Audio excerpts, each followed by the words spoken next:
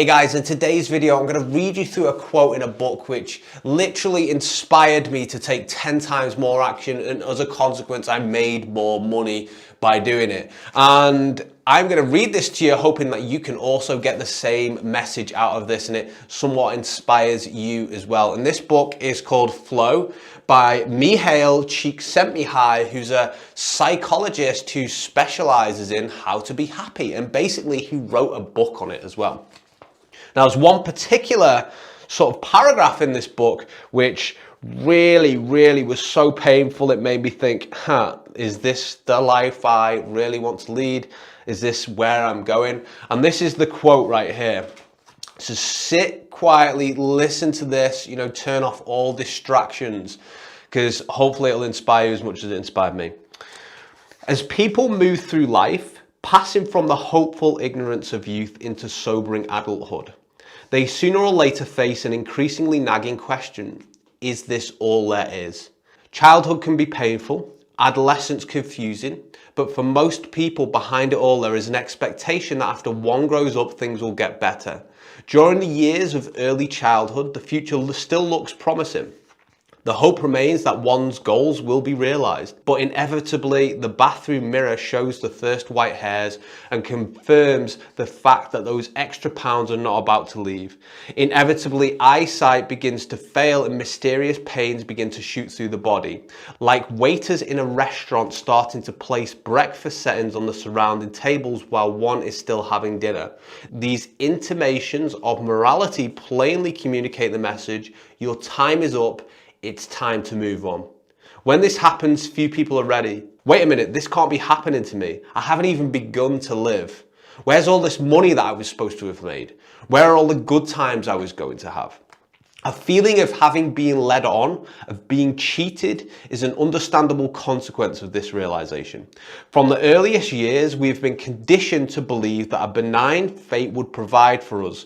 After all, everyone seemed to agree that we had the great fortune of living in the richest country that ever was, in the most scientifically advanced period of human history, surrounded by the most efficient technology, protected by the wisest constitution. Therefore, it made sense that we would have a richer, more meaningful life than any members of the earlier human race. If our grandparents living in that ridiculous primitive past could be so content, just imagine how happy we could be. Scientists told us so, it was preached from the pulpits of churches, and it was confirmed by thousands of TV commercials celebrating the good life. Yet despite all these assurances, sooner or later we wake up alone, sensing that there is no way this affluent, scientific and sophisticated world is going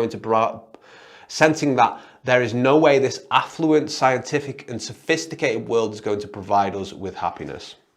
Wow, how painful, right? So this guy is obviously, he studied psychology, and he's kind of recognized in the world that we're all on this sort of treadmill, you get to 18 years old, up until that point, you've kind of always been a leaf in the wind, you've done school, you've made friendship groups, you've, went to uni or college or whatever.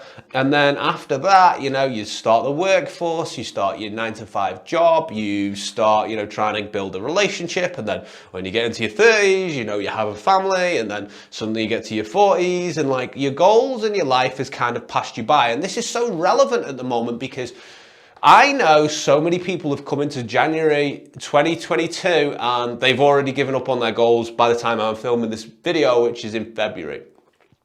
And there's also an amazing quote by an amazing philosopher called William Thoreau, and he says the mass of men lead lives of quiet desperation. We lead these lives where suddenly, our goals come off our own happiness. We start to actually, just focus on paying the bills, and then we forget about all of our old friend groups. We kind of just get into this treadmill of life of we're going in one direction and we can't really get off, and so many people can't get off of it. And when I read something like this, I kind of saw how the world was. I was quite lucky to be able to recognize that. I was and then I read this book as well, and it kind of confirmed it to me, and I was like, boy, I better do something about this, because everyone ends up at the same destination, which is death, pretty much, right? Most people, they don't achieve their goals, and they kind of, rationalize it, and then the next day they really just haven't achieved anything, then they become unhappy because they know they haven't achieved anything and they haven't really, lived a content life. They're very much settled. And don't get me wrong, it's not everyone, but I think like if you've got goals, the key is you need to aggressively pursue them. For me, it was building a business. I had to aggressively pursue that. I made a lot of sacrifices to do so. For other people, it might be they want to really, have a family. They might want to, just have like a big social circle or something like that.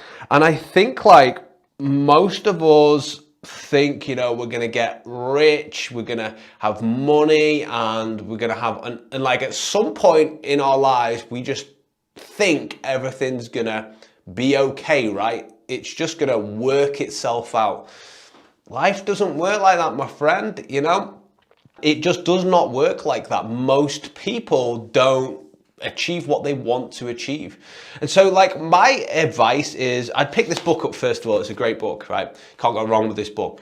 But I would focus on like, what is it you enjoy? What is it you really want? And understand that like things aren't just gonna land in your lap. And it's once you understand this, you will feel almost driven to take more action, trying to achieve what you need to achieve, trying to get done what you need to get done, because things just won't happen for you. I've got members of my family who've just always thought life will work out, and now they don't like have any money. They've made lots of wrong choices, and like now they're not very happy at all. So true life isn't all about work, because I know that's something that people use as kind of an argument for this, but you must find what makes you happy and then pursue it relentlessly, because even the people who pursue something relentlessly, some of them don't even achieve it, right? But at least you tried at the end of the day, because each road can lead to unhappiness, or it can lead to happiness